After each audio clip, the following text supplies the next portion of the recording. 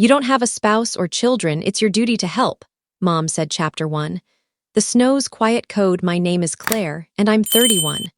In Buffalo, snow is more than weather, it's a code we learn before we drive.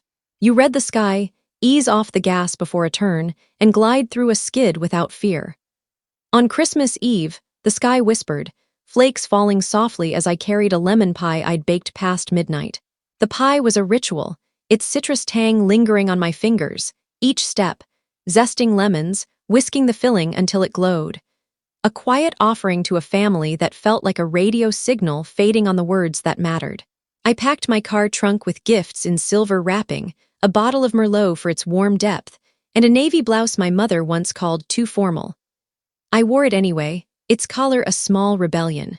In Buffalo, Christmas Eve is a duty. You show up, no matter the unease in the air. The house stood under fresh snow, a wreath on the door like a badge of obligation. Golden light spilled from the window, promising nutmeg and unity's illusion. My mother believed laughter, holiday tunes, and spiced cider could mend broken bonds. I used to believe it too. Balancing 2 gift bags, their straps biting my palms, I nudged the door open. Claire, my sister Emily called from the living room, half rising with a wave more routine than warm. Her fiancé of 10 months, Jason, gave a curt nod, like I was late for a meeting. Their newborn slept upstairs, the heart of their new world. The room smelled of pine, but the warmth felt staged, like a holiday set piece. Mom, need help with the table? I asked, setting the pie on the counter. She glanced over, her movements precise, not unkind but lacking softness. We're keeping it to close family this year, she said, nodding at the snow-piled window. Nothing personal, just the weather. I scanned the table. 7 places. Mom, Dad, Emily, Jason, Uncle Frank, his girlfriend Linda, a favored cousin. Close family meant new faces, not me. No extra plate, no spare chair, no space where I'd sat as a child. The absence hit 1 beat too. Emily approached, her smile too quick. I didn't know this wasn't my call, Claire. Brunch tomorrow. Her words were hollow. Behind her, silverware clinked as Mom set a plate before Jason with care she'd never shown me. I didn't argue or fetch the closet's chair. The gift bags grew heavier as I gathered them, straps burning my hands. I turned for the door, the pie left behind. They didn't stop me. The cold kissed my cheeks, snow falling as gently as when I'd thought I belonged. In my car, I gripped the wheel, the engine humming as Nat King Cole's voice drifted from the house I'd grown up in. The trunk held half my savings. A tool Dad marked in a catalog, a handbag with a smooth clasp for Mom, a novel for Jason based on Emily's tips. I thought of the grocery cards I sent when their electric bills spiked, the transfer for Emily's car payments when her hours were cut, the rent aid for Mom and Dad's lakeside cottage. It hadn't felt like a burden then. Family was an anchor, not a chain. Chapter 2. The silent severance. I drove home through the snow, wipers ticking, city lights blurring into halos. My apartment welcomed me with silence, its modest walls honest in a way the family home wasn't. I set the pie on the counter, its crust catching the dim light. The space was mine, small but wholly mine. Past midnight, I opened my laptop, the screen's glow casting shadows. I logged into my bank account, fingers steady, heart unsteady. The $700 monthly transfer to my parents canceled. Emily's car loan autopay stopped. Amazon Prime, used by all, deleted. Netflix logged out. Each action was a switch flipped off like lights in a house I'd left. No manifesto, just quiet cuts. My phone buzzed once.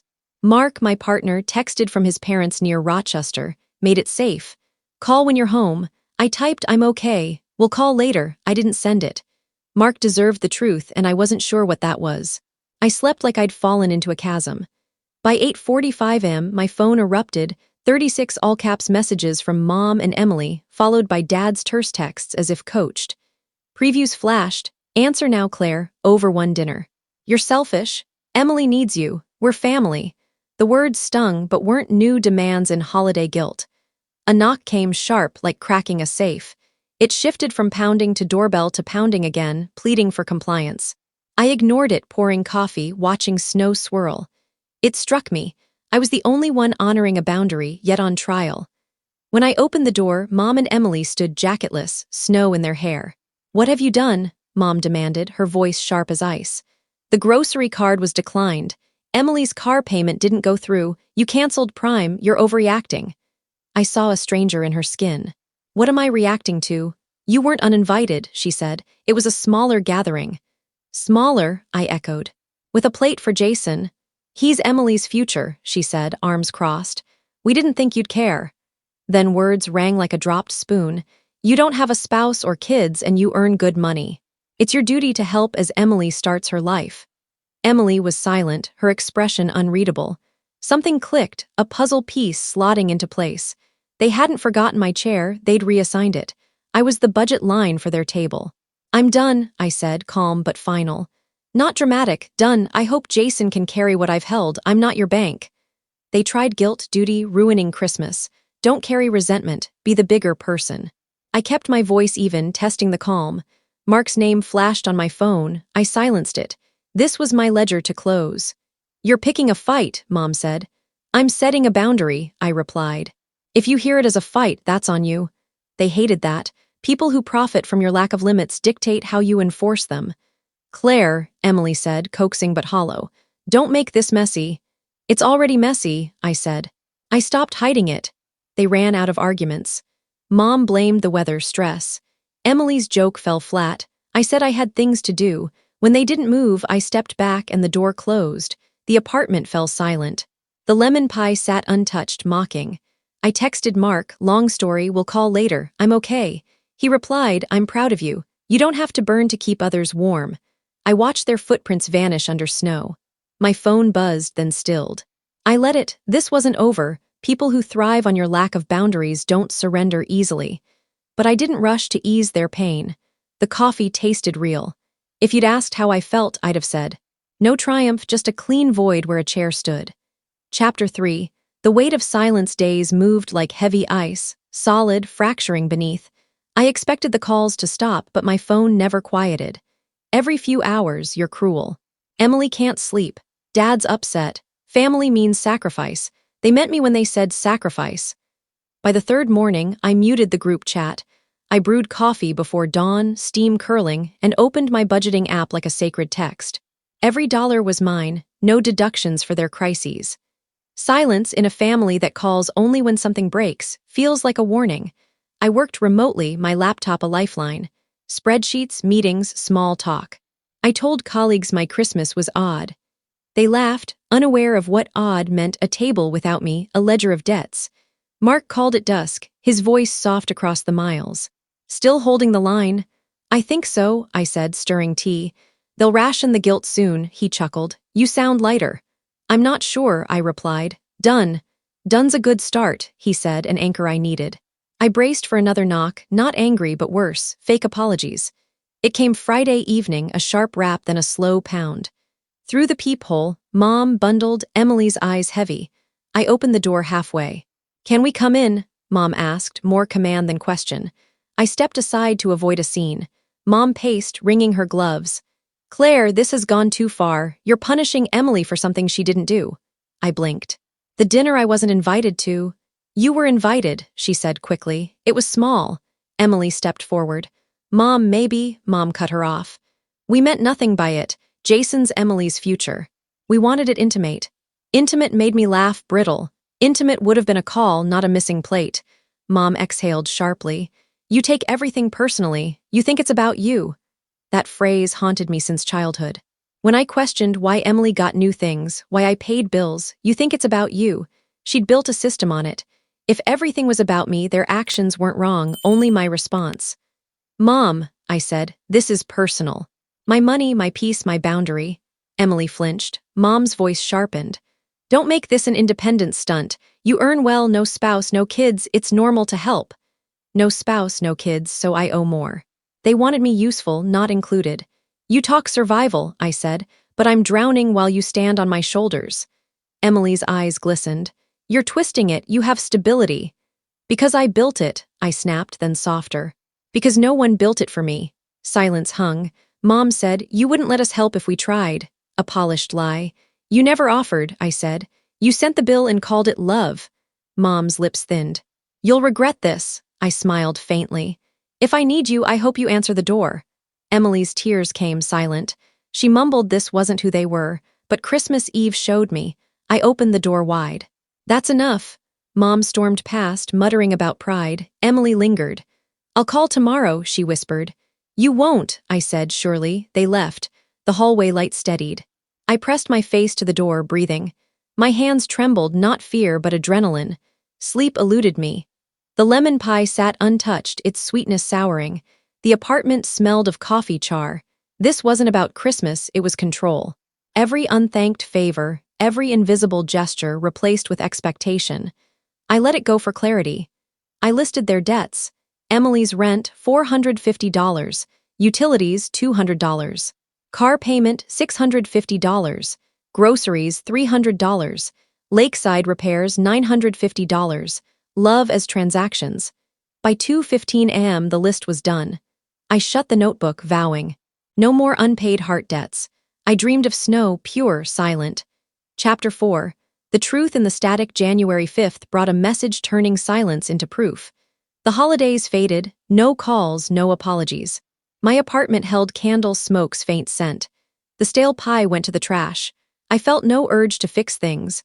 I worked, came home, learned pieces rhythm. While folding laundry, my phone pinged.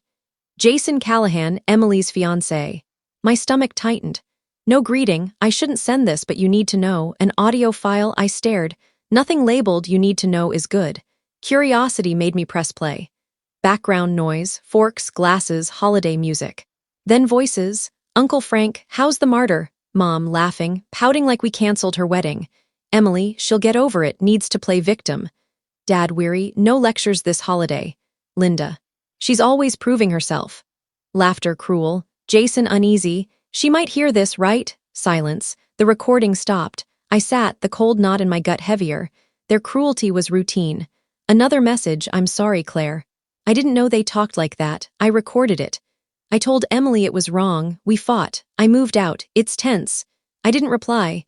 I couldn't decide what hurt more, their mockery or my hope for better. Something shifted, a door locking. I removed them as emergency contacts, canceled Amazon, Netflix, Spotify access. Changed passwords, not anger but surgery. Mark called. You sound different, he said. I am, I replied. Jason sent a recording. The fiancé? Yeah, I didn't elaborate. Want me to come up? No, I said. I need to handle this. He paused. You don't have to isolate. I'm detoxing, I said. I replayed the recording. Every word cut. Emily texted, no apology, can you restart rent payments? We're behind. I deleted the thread. Days passed quietly. I cooked, walked in the snow, saw the skies blue over the lake. My heart didn't sink. Chapter 5. The burned remains piece is fragile in a family that feeds on reaction. 2 weeks later, Dad's voicemail came, shaky.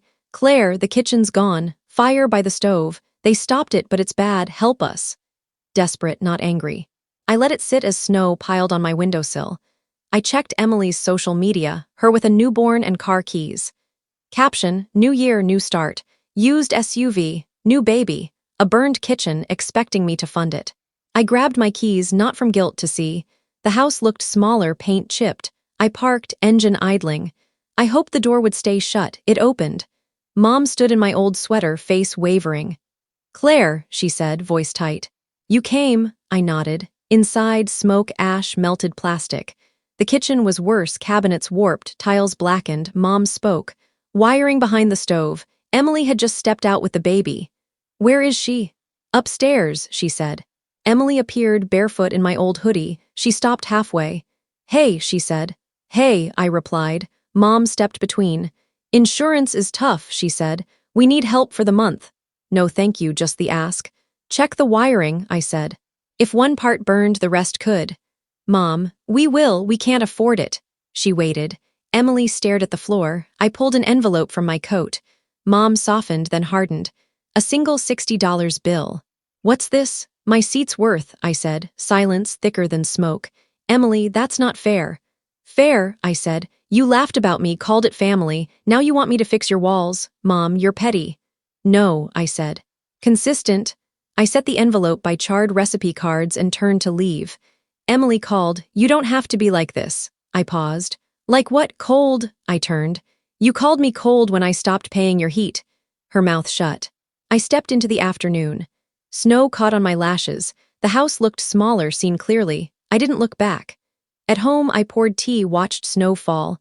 My phone buzzed, Mom, Dad, please don't do this, it's family. I turned it face down. Mark called, did you go? I did, they're fine, the kitchen's not. Did they thank you? I laughed. They got $60. You sound steady, he said. I cradled the tea. Steady feels odd, I said. Like I'm waiting for guilt. It won't catch you, he said. I blocked them, not anger, to stop the bleeding. Chapter 6, the final proof. The next morning, silence. No pings, no accusing voicemails. My phone was mine. I slept like I'd escaped a fire. But peace is fleeting. In March, a knock, soft, relentless, through the peephole. Jason's snow on his jacket, a duffel bag. I opened the door, he looked tired. Can I come in? I stepped aside. He stood by the door. I moved out, he said. Your parents' place, I can't do it. I crossed my arms. That makes two of us, he smiled weakly. Emily said you'd say that. Jason sighed, setting the bag down. You were right, how they use people. I thought I could handle it, but it changes you. Why tell me? He pulled a packet from his jacket. You need to see this. Receipts, my name on each. Restaurant charges, gas, a stroller. Total, $85,27.40. You're kidding, I said. He shook his head. Emily opened an account in your name, said you'd understand, you'd never press charges because you're family. My stomach churned. She said what? She laughed. Claire knows I need help. I stared at the receipts. Why bring this? It's wrong, Jason said. I couldn't pretend. She'll blame me like for the recording, but you deserve the truth. I saw regret. Thank you, I said. Even if it's late. He nodded. Better late than never. He left, the envelope in my hands like proof and betrayal. Chapter 7, the new quiet. I woke to a quiet apartment, snow muffling the world. The receipts lay on my desk, a trail of betrayal. I didn't call a lawyer, not yet. I sat with the truth. Emily had used my name, my trust, and laughed. Mom and Dad enabled it. I thought of years building stability, a data analysis career, late nights studying, a guarded savings account. I'd shared it thinking family was shared burden. They saw my independence as a resource. Mark called, You okay? Getting there, I said. Jason showed me Emily's been using my name. He exhaled. What will you do? I don't know, I admitted, but I'm done. You don't have to decide today, he said. I smiled. I'm learning. I froze my credit, alerted my bank, consulted a lawyer friend. I didn't pursue charges, not for forgiveness but distance. I deleted their numbers, closing a book I'd outgrown. Snow blanketed Buffalo, a hush-like permission to start over. I cooked, walked by the lake, the ice glinting. My heart lightened. In April, Mom's letter arrived. We miss you. The kitchen's rebuilding. Can we talk? I tucked it away. I didn't reply. By summer, Emily and Jason had split. The baby was healthy, but Emily struggled. Mom and Dad sold the cottage. I felt no guilt, only sadness for what could have been. Mark visited, his presence warm. We walked Buffalo's green streets. You look lighter, he said. I nodded. I'm learning steady. The receipt stayed in my drawer, a reminder. The lemon pie was gone, its memory lingering, love offered, clarity gained. I was Claire, and that was enough. Thank you for watching my story. If you enjoyed it, please subscribe and press the bell icon. Stay tuned for more real-life stories, get more experiences.